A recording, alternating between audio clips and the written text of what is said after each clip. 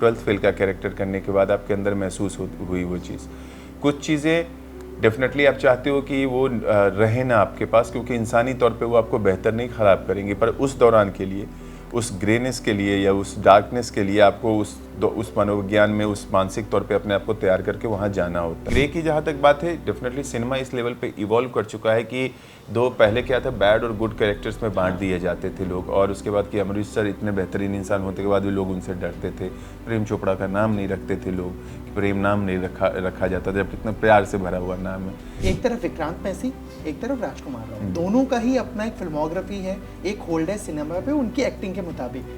As an actor आपको उन दोनों में कुछ कॉमन लगा कि यार इन दोनों का कुछ ये चीज़ है, अविनाश एलिमेंट्स ये कॉमन है, या फिर ये चीज़ें एकदम अलग है? सेट पे ये चीज़ पर मॉडेस्टी इनके अंदर कूट कूट के भरी पड़ी है, इस पे आपको डिनाइल पे नहीं जा सकते कि the way they are on set, it is really remarkable, this is admirable कि the way they open their hearts to the co-actors, they provide that kind of environment where you go and you can approach them anytime will related with your craft. मुझे ऐसा लगता है कि after doing Jamtara, I'm really thankful to Ranjan sir कि उन्होंने मुझे इस तरीके से देखा। बोले अंशुमान तुम हो, तुम ही ऋषि हो इसलिए तुम हो। बहुत सीधे तरीके से उन्होंने बोला कि तुम ही ऋषि हो इसलिए तुम हो।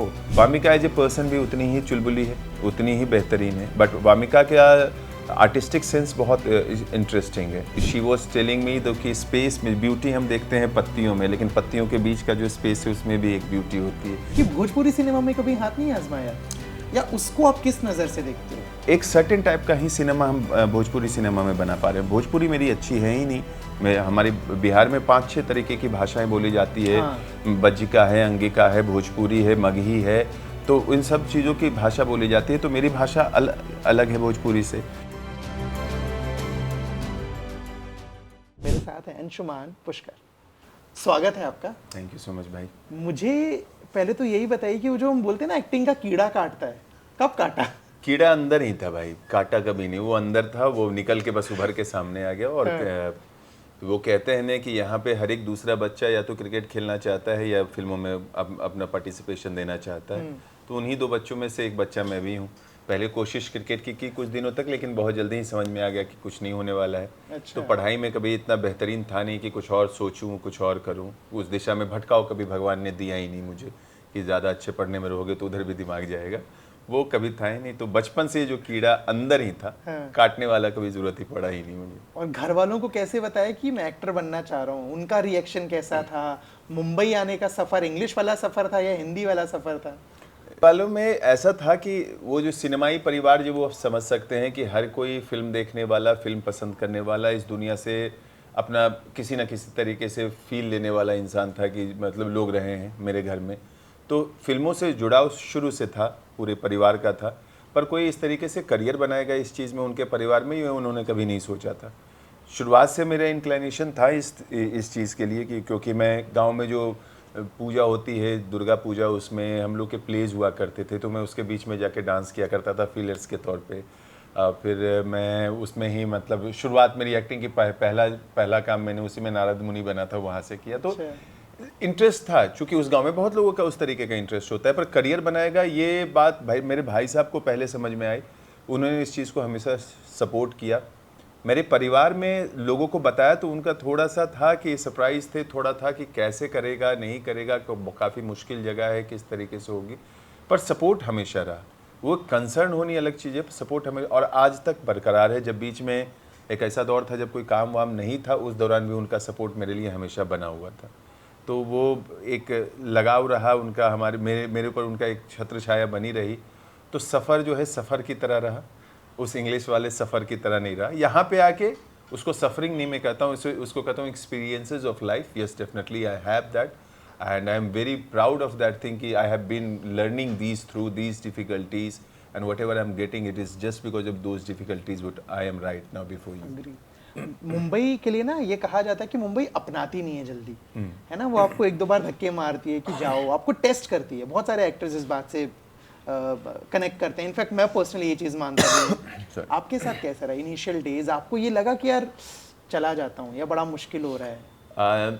चला जाता हूँ कभी मेरे दिमाग में नहीं आया भाई। वो कई बार आप ये नॉर्मल लाइफ में है क्या, मैं अब दिनचर्या में भी कई बार ऐसी चीज़ें आती है कि जो नेगेटिव होती हैं, पर उसके साथ में जो आपकी ओवरऑल ख्यालात हैं, ओवरऑल थॉट प्रोसेस है, वो हमेशा आपको ओवर पावरिंग रहता है उन चीज़ों में जिसमें कि आप पॉजिटिव रहे हो। तो वो पॉजिटिव थॉट अगर जो आपको इतना ओवर पावरिंग है कि नहीं, I am this guy who belongs to this place, I was that feeling was very overpowering towards compare to that thought की जिसमें आप कह सकते हैं कि जहाँ पे मुझे घर पे जाने की मतलब बात सोचूं या मैं लौट जाने की बात सोचूं, ऐसा कभी हुआ नहीं। जब भी होता था तो वो थॉट हमेशा बहुत सारे अच्छे आंसर्स के साथ आता था, अच्छी मनोबल देने वाली भावनाओं के साथ आता था। तो मुंबई के बारे में ये चीज़ है कि इनिशियल टाइम में जब मैं आया था एमबीए करने, यहाँ पे आया था अपना सेकंड ऑप्शन बना के कि कुछ नहीं हुआ तो वो करूँगा, जो घर वालों के प्रेशर के थ्रू था।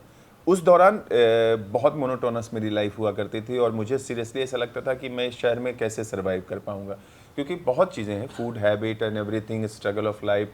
यहाँ लाइवलीहुड काफ़ी महंगा है, रहने के लिए हर एक 11 महीने पे आपको घर का बदलाव करना एकदम नेसेसरी सा हो जाता है।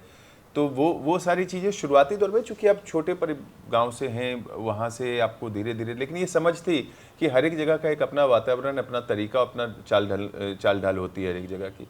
तो उसमें आपको उस जगह में मिक्स होना पड़ेगा, ना कि उस जगह को आपके हिसाब से इतने बड़े समाज को आप अपने हिसाब से मिक्स नहीं कर बदल सकते। तो लेकिन जब से थिएटर शुरू किया उसके बाद तो बम्बई ने मुझे लगा कि इतना प्यार दिया है, तब से ही मुझे कहता हूँ वो मनोबल दिया है जिसके कारण मैं यहाँ पे हूँ आज। क्योंकि थिएटर शुरू करने के बाद ही मेरे सीनियर्स के थ्रू जो मुझे मेरे को प्यार दिया उन्होंने, जिस लेवल पे उन्होंने सिखाया, वो बहुत ही ओवरवेलमिंग हमेशा रहा है। नादरा मैम से लेके अभी तक में जितने लोग जुड़े मेरे इस छोटे से करियर में, सब ने मेरा मनोबल ही बढ़ाया। किसी ने मुझे ये नहीं कहा कि नहीं, सबने जब मैं कुछ गलत करूं तो भले ही समझाया, भले ही है, लेकिन हमेशा मनोबल बढ़ाया कि तुम्हारे पास पॉसिबिलिटीज़ हैं, तुम सर्वाइव कर सकते हो, तुम अच्छा कर सकते हो। मैं अगर आपके काम की बात करूं तो चाहे आपका किरदार कहानी के इर्द गिर्द घूम रहा हो, चाहे कहानी आपके किरदार के इर्द गिर्द घूम रही हो, आपको जो प्रोसेस रहा है एक्टिंग का, क्योंकि अगर छोटा कैरेक्टर भी है वो भी इम्पैक्टफुल रहा है, तो इस दौरान कुछ प्रोजेक्ट्स रिजेक्ट भी किए, या इनिशियल जब स्टेज में होते हैं हमारे पास उतनी लिबर्टी नहीं होती कि हम कुछ रिजेक्ट कर सकें, तो ये किस्मत से वैसे आ रहे थे। दूसरी चीज़, इसमें आपका एज एन एक्टर प्रोसेस कैसा है? जैसे स्पर्श, मेरे को याद है वो बंदा बोलता है, जब बैठा था बोलता भाई मैं तो रैप तैयार कर लेता हूँ अपने कैरेक्टर का, वो मेरे लिए ईजी हो जाता है। आपका प्रोसेस क्या रहता है? स्पर्श का याद है मुझे, हाँ, वो ऐसा करता है। कोई स्पेसिफिक प्रोसेस को फॉलो करना मैं ज़रूर, इनिशियल टाइम में आपको लगता है कि ये चीज़ करूँगा तो ये बेहतर हो जाएगा, वो चीज़ करूँगा तो वो बेहतर हो जाएगा। बहुत बेसिक प्रोसेस से शुरुआत होती है। आपके और आपके कैरेक्टर के बीच में, आपका जो कैरेक्टर जो सामने है और एज ए इंसानी तौर पे आप जो हैं, there will be definitely there are some similarities, that's why you have been auditions for that thing, और दैट्स व्हाई आपको रीडिंग दी जाती है या आपको ऑफर होती है। तो कुछ सिमिलैरिटी पहले से डायरेक्टर देख के बैठे होते हैं। Then you go into the depth and you find कि देयर कुछ ऐसा जरूर है जो आपसे एकदम इतर है। तो आप अपने मानसिक तौर पे, अपने मनोवैज्ञानिक तौर पे आप उस चीज़ों को अपने आप में आत्मसात करने के लिए कोशिश करते हो। जब ये जो मिक्सचर है, अमलगमेशन जब कंप्लीट हो जाता है तो एक सर्टेन पिक्चर तैयार होती है, जो कि जिसकी फिजिकलिटी पे भी आप काम करते हो, जिसके इमोशनल थॉट पे भी आप काम करते हो, जिसके ट्रुथ पे आप काम करते हो, जिसके मोटिव पे आप काम करते हो। जब आप ये चीज़ मिक्स कर लेते हो तो एक सर्टेन चीज़ तैयार होती है, वो ट्रुथ है। क्योंकि उससे पहले वो किताब पे अनटिल अनलेस आप किसी की बायोग्राफी नहीं कर रहे हो, तो ये एग्जैक्टली वैसी चीज़ है जो कि तैयार हुई है। अब उसमें आप जितनी लाइनें हैं उसके साथ अगर जो आप उसको तरीके से रिप्रेजेंट कर दोगे उस सीन के अंडरस्टैंडिंग के साथ, वो ट्रुथ रहेगा ऑडियंस के लिए, वो फीलिंग रहेगी, क्योंकि उसमें डायरेक्टर्स का भी इनपुट होगा, उसमें राइटर का भी इनपुट है जो लिखा हुआ है। ये इतना तैयार होने के बाद वो वही चीज़ रहती है। तो नीचे से शुरुआत होती है कि कहानी पैदा होने से बना ली जाती है, उसको कहानी में जहाँ है वहाँ तक ले आया जाता है। उसके बाद हमेशा उस सीन के दौरान वो चीज़ें तैयार होती है। सिर्फ आप अपने कैरेक्टर पे पहले काम करो तो उस समय वो ट्रुथ निकल के आ जाता है। बहुत सिंपल सा फॉर्मूला है मेरी नज़र में। इसे कॉम्प्लेक्स करने के लिए बहुत तरीके हो सकते हैं। लेविस्की थ्योरी है, माइजनर थ्योरी है, नाट्यशास्त्र है। इन सब चीज़ों का कहीं ना कहीं आप रेफरेंस ज़रूर लेते हो। कहीं ना कहीं ये विधा किसी न किसी पर्टिकुलर पॉइंट पे काम ज़रूर आती है, पर मैं इसको जितना सिंपल रखता हूँ इसी तरीके से रखता हूँ। सिनेमा में ना मुझे लगता है, जो मैंने नोटिस किया है कि पहले ब्लैक एंड वाइट होता था कि या तो कैरेक्टर बहुत अच्छा है या फिर बहुत बुरा है। अभी ग्रे हो गया है। जब ग्रे कैरेक्टर स्क्रीन पे पोर्ट्रे कर रहा होता है, एग्जांपल मालिक है ना, वो मुश्किल हो जाता है या वो इजी हो जाता है? और जब वो कैरेक्टर छोड़ते हो, जब वो प्रोजेक्ट खत्म होता है, तो उस ग्रेनेस को बाहर निकालते कैसे हो? कुछ भी ऐसा आप जब करेंगे एक आर्टिस्ट के तौर पे तो कुछ ना कुछ इम्पैक्ट तो आपके अंदर कुछ दिनों तक तो छोड़ के ही जाता है। कुछ चीज़ें ऐसी होती है जिसे आप ज़िंदगी भर अपने अंदर समेट लेना चाहते हो, जैसे ग्रहण का कैरेक्टर करने के बाद या 12th फेल का कैरेक्टर करने के बाद आपके अंदर महसूस हुई वो चीज़। कुछ चीज़ें डेफिनेटली आप चाहते हो कि वो रहे ना आपके पास, क्योंकि इंसानी तौर पे वो आपको बेहतर नहीं ख़राब करेंगे, पर उस दौरान के लिए, उस ग्रेनेस के लिए या उस डार्कनेस के लिए आपको उस मनोविज्ञान में, उस मानसिक तौर पे अपने आप को तैयार करके वहाँ जाना होता है। तो वो प्रोजेक्ट तक रह जाए, उसके बाहर ना निकले, तो उसके लिए आप अगले काम में उतना धुन से घुस जाओ जितना आप पिछले काम में घुसे थे। तो वो फिर वो धीरे धीरे उस कैरेक्टर की जो जो चीज़ें हैं ना, वो आप फिर नैसर्गिक आप जो है वही रिटर्न होके आइएगा। पर अगर जो वो डार्क ज़्यादा है, वो आपके मनोविज्ञान पे है, तो आप अपने ओवर पावर करो उस वही सेम चीज़ जो मैंने बोली कि उस थॉट से ओवर पावर करो जिस थॉट्स के साथ आप अभी तक अपनी लाइफ को सर्वाइव करते आए हो, जिस तरीके से जीते आए हो। तो वो अगर जो ओवर पावर करने लगा तो धीरे धीरे धीरे वो डोमिनेट करेगा। पैदा होते ही हमारे अंदर ये येन एंड यान चलता रहता है। ये तो कभी आप डिनाई नहीं कर सकते कि डार्क और जो है ब्राइटनेस दोनों साथ में चलती रहती है। आप अपनी ओवरऑल पर्सनालिटी किस चीज़ के साथ ज़्यादा बनाना चाहते हैं ये आपके आपके मानसिक तौर पे तय करते हैं। तो जब भी ऐसा कुछ होता है तो हमेशा अपने उस चीज़ पे फोकस करता हूँ जो मेरी बेहतरी है, और ना कि उस चीज़ पे जो कि मुझे ख़राब दिशा में लेके जाएगी इंसानी तौर पे। तो प्रिपेयर। और ग्रे की जहाँ तक बात है, डेफिनेटली सिनेमा इस लेवल पे इवॉल्व कर चुका है कि दो पहले क्या था, बैड और गुड कैरेक्टर्स में बांट दिए जाते थे लोग, और उसके बाद कि अमरीश सर इतने बेहतरीन इंसान होते के बाद भी लोग उनसे डरते थे। प्रेम चोपड़ा का नाम नहीं रखते थे लोग, प्रेम नाम नहीं रखा जाता था, जब कितना प्यार से भरा हुआ नाम है। तो वो दौर से हम निकल चुके हैं, ऑडियंस भी निकल चुकी है, सिनेमा भी निकल चुका है। तो एक बैलेंस बन के लोगों के सामने आप आता है जिनको पता होता है कि ये कैरेक्टर निभा रहा है, और सच्चाई अगर जो आप रिप्रेजेंट करते हो उस कैरेक्टर में, तो ऑडियंस आपको पसंद करती है। मैं जैसे अभी 12th फेल का आपने जिक्र किया, मालिक की हम बात कर रहे थे, एक तरफ विक्रांत मैसी, एक तरफ राजकुमार राव, दोनों का ही अपना एक फिल्मोग्राफी है, एक होल्ड है सिनेमा पे उनकी एक्टिंग के मुताबिक। जब आपने दोनों के साथ काम किया, ऑब्वियसली दोनों जॉनर बहुत अलग थे, एज एन एक्टर आपको उन दोनों में कुछ कॉमन लगा कि यार इन दोनों का कुछ ये चीज़ है, अविनाश एलिमेंट्स ये कॉमन है, या फिर ये चीज़ें एकदम अलग हैं? सबसे कॉमन चीज़ इन दोनों में ये है कि ये बेहतरीन इंसान है, बहुत अच्छे इंसान है। मतलब आप इनको सेट पे ये चीज़ पर, मॉडेस्टी इनके अंदर कूट कूट के भरी पड़ी है।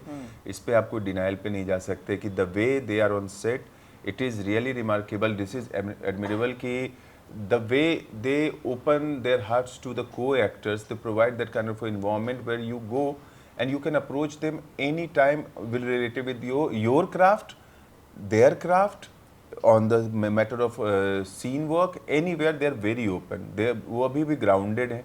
तो ये सारी सिमिलैरिटी उनके साथ जो है, जो मुझे ऐसा लगता है कि जो बाजी ने मेरे को, नादरा मैम ने जो बहुत पहले शुरुआती दौर में बोला था कि कंधा पकड़ के, बेटा अगर जो तुम जीवन में अच्छा एक्टर बनना चाहते हो तो सबसे ज़रूरी काम है अच्छा इंसान बनो। ये चीज़ भले ही मैं बता रहा हूँ इसलिए कि हो सकता है कि अच्छे एक्टर ना बनने पे हो सकता है आपको 2-4 पॉसिबिलिटीज़ कम मिलेगी, पर आप बुरा इंसान बन के आप अच्छी नींद नहीं ले पाओगे। तो वो बहुत ज़रूरी है एक आर्टिस्ट के लिए कि अपने आप को वो सेटिस्फाई फील कराए कि आई एम गुड पर्सन। हाँ, वो रात में सुकून की नींद आने के लिए। तो मुझे ऐसा लगता है कि इतने बैंकेबल हो चुके हैं ये दोनों, उसके बावजूद भी उनके अंदर लेश मात्र जो कह सकता हूँ कि कोई ये भावना नहीं आई है कि I am everything and everything is working because of me. They are very open, they are very, मतलब always they relate to you, कि उस लेवल पे वो आते हैं कि जहाँ से वो तुमसे रिलेशन निकाल सकें, एक्टर जो को एक्टर्स हैं उससे रिलेशन निकाल सकें। तो इनकी ह्यूमिलिटी जो है वो अपने आप में बहुत बेहतरीन है। ये जो ग्राउंड पे जमे रहने, पाँव जमाए, आसमान भले ही, सर में आसमान भले ही है लेकिन आसमान में सर भले ही है लेकिन पाँव अभी तक उनके ज़मीन पे है। मुझे आपने ग्रहण का जिक्र किया है ना, आई जस्ट वांट टू से ऑनेस्टली कि आपका सबसे बेहतरीन कामों में, एटलीस्ट मेरे लिए, वो शामिल है ग्रहण। कभी लगता है कि उसके अविनाश चर्चा कम हुई, वो और ज़्यादा डिजर्व करता था?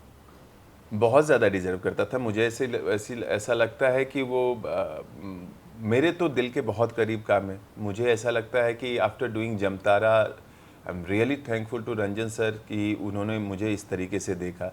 क्योंकि जब मैं पहली बार सेलेक्ट होके गया था तो मेरा पहला सवाल था सर से कि कैसे देख लिया सर आपने? तो बोले कि पूछ लिया सीधे? जी हाँ, मैंने सीधा पूछा कि सर आपने कैसे देख लिया? मुझे तो ऐसा लगा था कि इधर तो कोई इस प्रेम और इन चीज़ों में तो कोई मुझे देख नहीं पाएगा। तो उन्होंने वो बहुत सरल इंसान है, उनके वो ग्रहण में वो रिफ्लेक्शन दिखता है उनके क्राफ्ट में वो चीज़।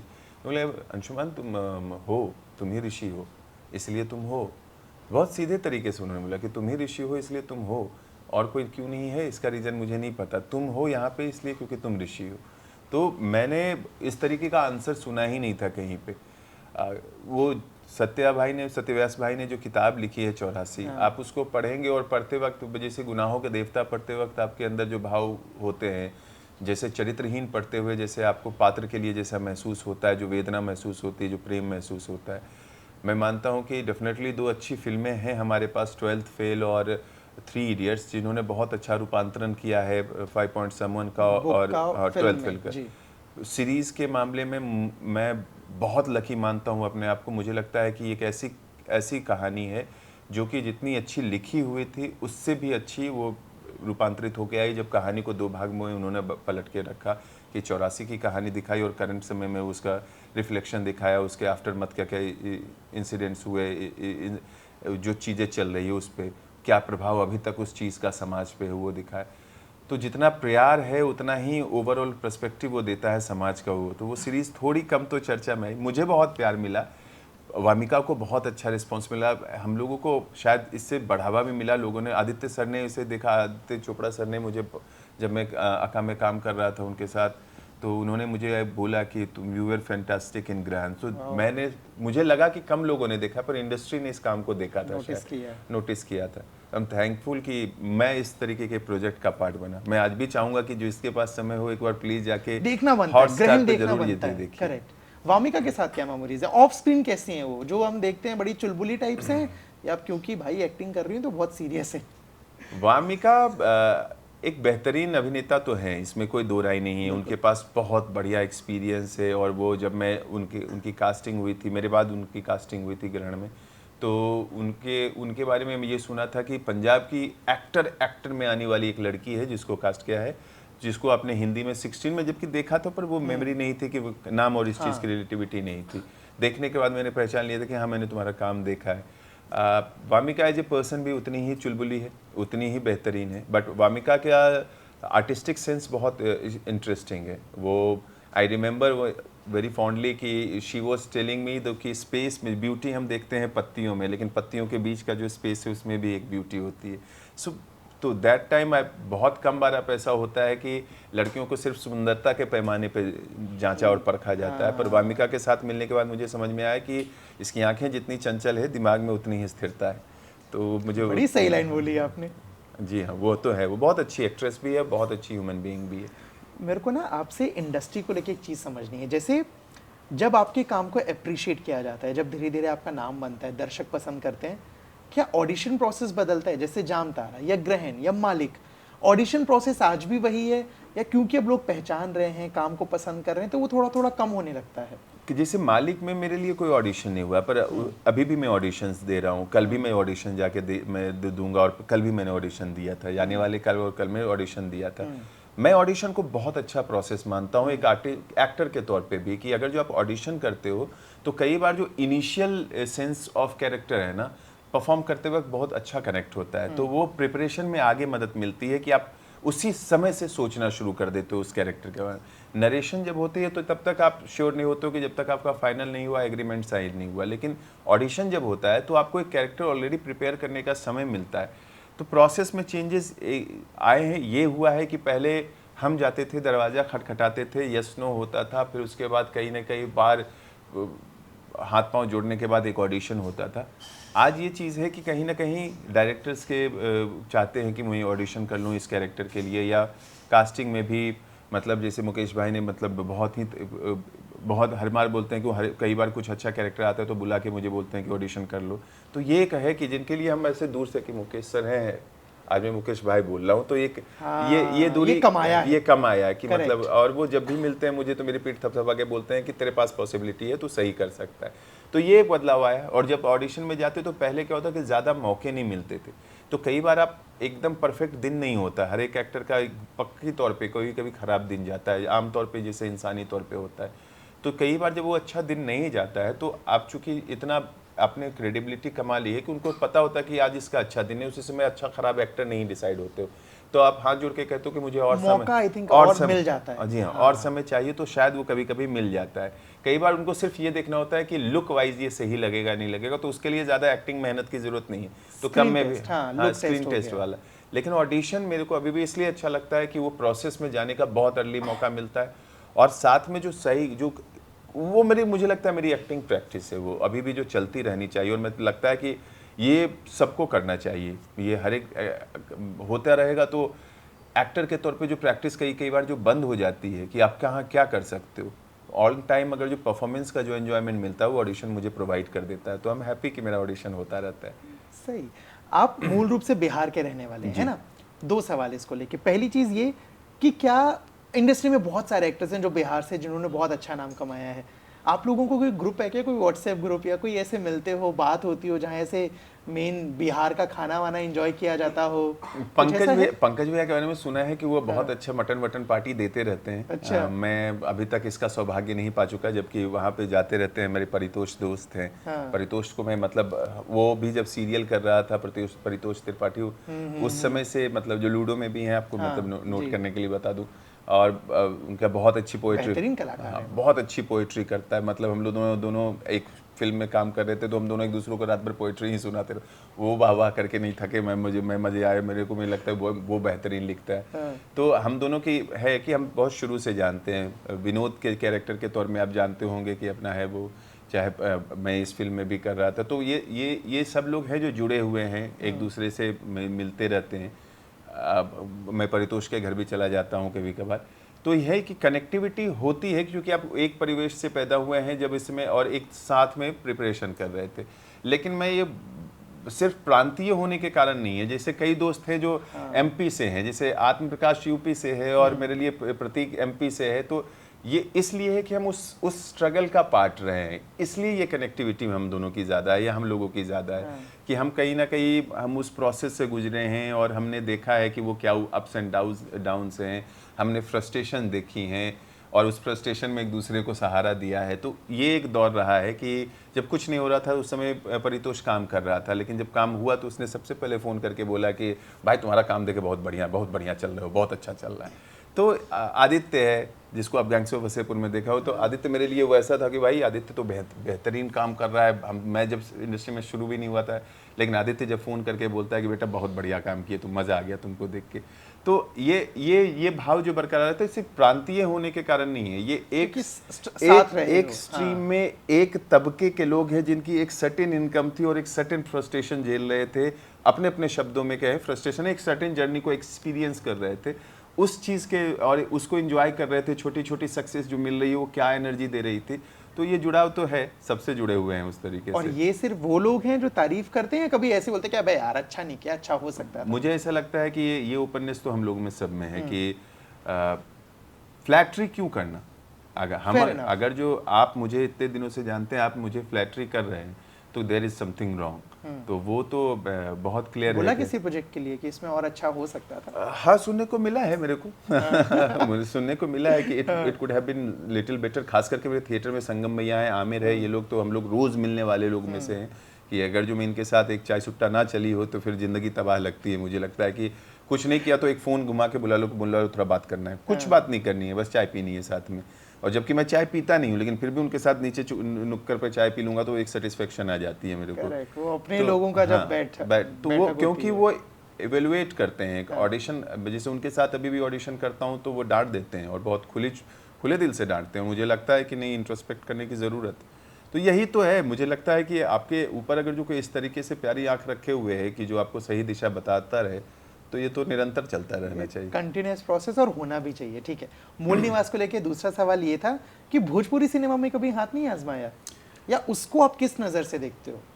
देखिए, नज़रिया तो कभी कुछ ऐसा, नज़रिया ये था कि जिस समय मैं एक्टिंग में शुरू कर रहा था उस समय भोजपुरी सिनेमा में मैं नहीं मानता, आज बहुत अच्छे प्रयास सुन रहा हूँ कि हो रहे हैं। आदित्य ओझा नाम का एक अच्छा एक्टर है जो कि वो लीड करता है वहाँ पे, बहुत मेरा मतलब क्लोज हो गया है, पिछले कुछ दिनों में हम लोग बहुत क्लोज हो गए हैं, तो मेरी बात उससे होती रहती है, और वो सिनेमा को लेके एक बहुत अच्छा थॉट लेके चलता है कि बदलाव लाना है, सारी चीज़ें करनी। मैं जिस समय था तो मुझे ऐसा लगता था कि यू वांट बिगर अपॉर्चुनिटी, और एक सर्टेन टाइप का ही सिनेमा हम भोजपुरी सिनेमा में बना पा रहे हैं। भोजपुरी मेरी अच्छी है ही नहीं। मैं हमारे बिहार में 5-6 तरीके की भाषाएं बोली जाती है। बज्जिका है, अंगिका है, भोजपुरी है, मगही है, तो इन सब चीज़ों की भाषा बोली जाती है। तो मेरी भाषा अलग है भोजपुरी से। तो मुझे लगा कि वो लैंग्वेज वाली चीज़ भी, और जहाँ पे मैं अपने आप को देख रहा था, मुझे ऐसा लग रहा था कि इसमें मैं कन्फाइंड हो जाऊंगा, मेरे को इसमें काम करूंगा। तो चूंकि ये पैटर्न है कि आप भोजपुरी में ज़्यादा काम कर लेंगे तो आपको हिंदी वाले उस लेवल, मैं किसी भी तरीके से निरहुआ भाई को या रवि किशन जो कि हिंदी से भोजपुरी में चले गए थे, उनको इंडस्ट्री एक्सेप्ट नहीं कर रही थी एक दौर में। Now it's evolving, now everybody who is good actor has opportunity. उन्होंने स्कैम में काम किया, निरहुआ ने, इन्होंने काम किया, ये तो लगातार काम कर ही रहे हैं रवि किशन भाई, और उनके साथ काम करने का सौभाग्य भी मिला मुझे। लेकिन वो चीज़ नहीं थी उस समय। तो आप जिस तरह की जिस सीढ़ी के उस पायदान पे जहाँ पे आपकी बुद्धि नहीं खुली हुई, तो आप यही आकलन करते हैं कि अगर जो मैं इसमें काम कर गया ज़्यादा तो मुझे उधर काम नहीं मिलेगा, और मैं अपने आप को कन्फाइन नहीं करना चाहता था। तो इसलिए उस समय नहीं किया। आज मैं ऐसा देखता हूँ कि सिनेमा का अगर जो प्रारूप जिस तरीके से बदल रहा है, चाहे वो मलयालम सिनेमा हो, चाहे वो रीजनल सिनेमा हो, चाहे वो गुजराती सिनेमा हो, वो अलग लेवल की सिनेमा की ओर प्रयास कर रहे हैं। भोजपुरी भी उस दौर में आने की कोशिश कर रहा है, अपनी एक छवि बदलने की कोशिश कर रहा है। और अगर जो वो सही दिशा में निकलता रहा, अगर जो मुझे उसका पार्ट बनने का मौका मिला, तो मैं तो बहुत खुशी से अपनाऊंगा। आज कोई इसमें कोई दो राय नहीं कि मुझे लगता है कि हिंदी में मुझे जान लिया गया है, और मैं इस डिग्रेडेशन और अपग्रेडेशन के इस मामले से, उस उलझन से जो उस बच्चे के दिमाग में था, बाहर निकला हुआ हूँ। तो मैं डेफिनेटली, अगर जो कंटेंट अच्छा रहेगा तो मैं करना चाहूँगा, सेटअप अच्छा रहेगा तो मैं डेफिनेटली करना चाहूँगा।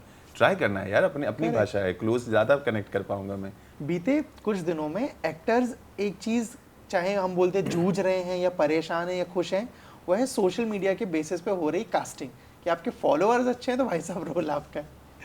आपने कुछ ऐसा फेस किया या आप तक ये कभी बात पहुंची? होता है, इसमें कोई दो राय नहीं है। और वो मेकर्स की अंडरस्टैंडिंग है, और उसको डिनाई नहीं कर सकते कि जिसका फैन बेस ज़्यादा है उसके लिए ऑडियंस ज़्यादा मिलेगी किसी को भी।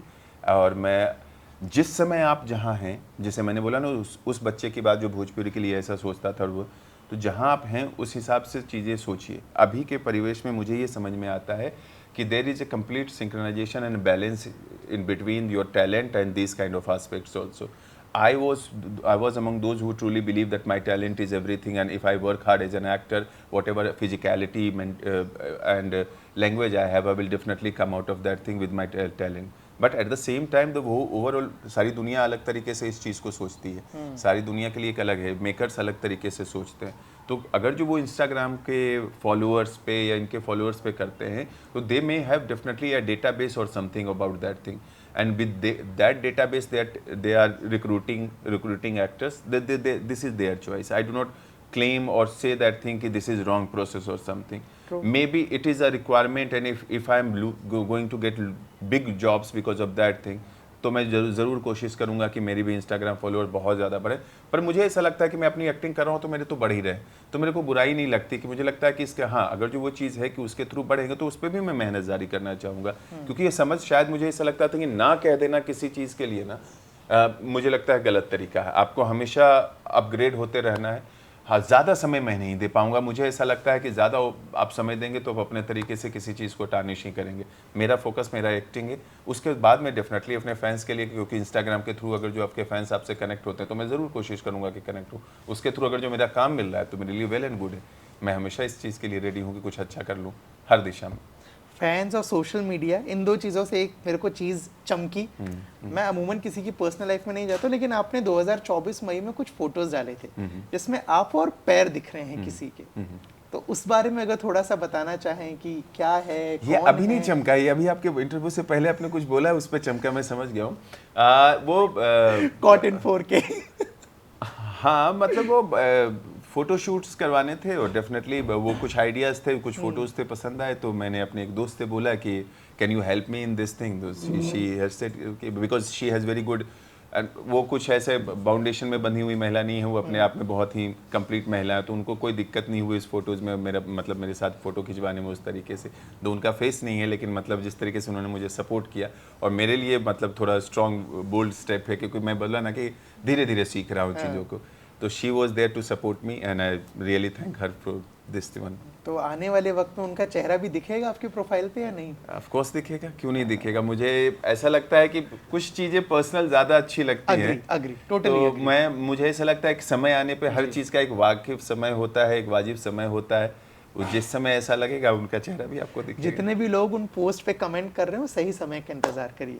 ठीक है, आखिरी 2 सवाल। पहली चीज़, मैं चाहता हूँ हमारी ऑडियंस को 5 फिल्में रिकमेंड करें जो आपको लगता है कि देखनी चाहिए सबको।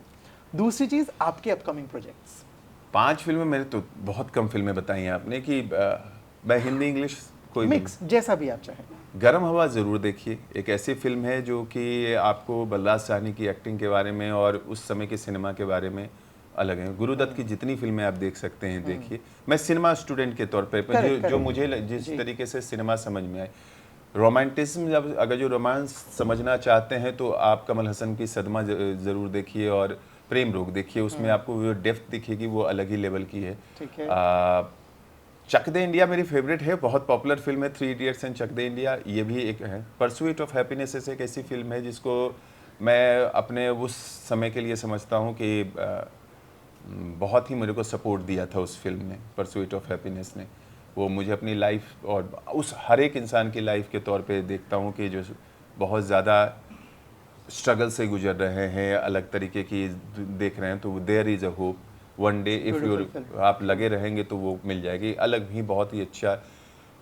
अभी एक फिल्म देखी थी मैंने, जोन ऑफ इंटरेस्ट, थोड़ी सी वो है, प्राइम पे अवेलेबल है। वो आप देखना चाहते हैं कि युद्ध की वेदना और उसके साथ में क्या क्या हो रहा है और कैसे समाज एक पैरेलल समाज अपने हिसाब से किस तरीके से जी रहा है, वो आपको समझ में आएगी। वो चीज़ की पैरेलल समाज जहाँ पे सब कुछ हो रहा है और आप अनदेखा कितने बड़ी बंद आँखों के शतुरमुर्ग बने ज़मीन में सर घुसाए अपनी ये ज़िंदगी जी रहे होते हैं, क्योंकि आपको अपना पर्सनल सब कुछ है। बहुत और बहुत सारी वैसे हाँ, लिस्ट हो गई है ऑफिशियली वो 5-6 फिल्मों की, बट और कुछ ऐड करना चाहें तो ठीक है, वरना आपके अपकमिंग प्रोजेक्ट। बहुत, मैं तो वही चीज़ बोलूँ कि अब मुझे ऐसा लगता है कि इधर की फिल्में तो इंग्लिश फिल्में सब जानते हैं। अब जितना पीछे चले जाएंगे, मैंने बोला ना, गुरुदत्त की फिल्में देखिए आप तो आपको अलग समझ में आएगा। और पीछे चले जाइएगा तो आप इनोसेंस समझना चाहते हैं सिनेमा का, तीसरी कसम देखिए। मैं तो ऐसी फिल्में बता रहा हूँ जो कि बहुत कॉमन है और बहुत ये चीज़ें, मैं एकदम डीप में नहीं जा रहा, मैं आम लोगों के लिए बता रहा हूँ कि आपने शायद पलट के उन फिल्मों को नहीं देखा है, उस चीज़ को नहीं समझा है। एक बार फिर से अब जो हमारा दौर उस दौर में आ गया जो इंस्टाग्राम का दौर हो गया है, थोड़ा सा हम थोड़े से ज़्यादा तेज़ निकल रहे हैं, हमारी कनेक्टिविटी इंसानी तौर पे टूट रही है। तो उसके लिए तीसरी कसम जैसी फिल्म है, आप पूरा पश्चिम देखिए, आपको अपने उस बहुत रिसेंटली मैं वो गाना देख रहा था, फिर आप तो आपको अलग ही दुनिया समझ में आएगी। मैं बेसिक ही बताने की कोशिश कर रहा हूँ। अब आप हमें और कहाँ दिखने वाले हैं? 3-4 जगह हैं। नेटफ्लिक्स की स्लेट आई थी, उसमें दोनों का नाम है अका, यशराज के प्रोडक्शन की है, धर्मा शेट्टी जी ने उसको डायरेक्ट किया है। वेब सीरीज़ है ये, डार्क ग्रिटी ड्रामा है कम्प्लीटली, और बहुत डिफरेंट वर्ल्ड धर्मा ने लिखा है और उसे प्रेजेंट करने की कोशिश की है, तो उसमें मैं एक पार्ट कर रहा हूँ। ठीक है। दिल्ली क्राइम का 3rd सीजन आने वाला है, उसमें वो छोटा सा है लेकिन इम्पोर्टेंट कैरेक्टर है। ठीक है। जियो पे दो सीरीजेज हैं। एक मनीष मल्होत्रा जी की प्रोडक्शन हाउस की फिल्म है जिसे टिस्का चोपड़ा जी ने डायरेक्ट किया है, वो है, वो भी dark as a director. Yes, yes. And एक अखिल सचदेवा है, नए डायरेक्टर हैं। उनकी एक बहुत प्यारी सी छोटी सी कहानी है, मामी में इसका वो हुआ था, 2 एपिसोड दिखाए गए थे, पता नहीं कब आएगी क्योंकि जियो के पास बहुत सारी चीज़ें हैं तो उन्होंने भी डिस्क्लोज नहीं किया है। हजामत नाम है, छोटे शहर की प्यारी सी कहानी है। ये 4 तो शायद इधर अगले 6 महीनों में आ जाए, बाकी का कब कैसे अनाउंस होता है। बाकी तो फिर एनडीए भी होता है ना कि बात करने की बहुत बार इजाजत समझता हूँ मैं बिल्कुल। थैंक यू सो मच इस बातचीत के लिए। ना रियली विश आपने जो प्रोजेक्ट्स बोले वो जल्दी जल्दी आए, हम देखें और हम और बातें करें। थैंक यू सो मच भाई, थैंक यू।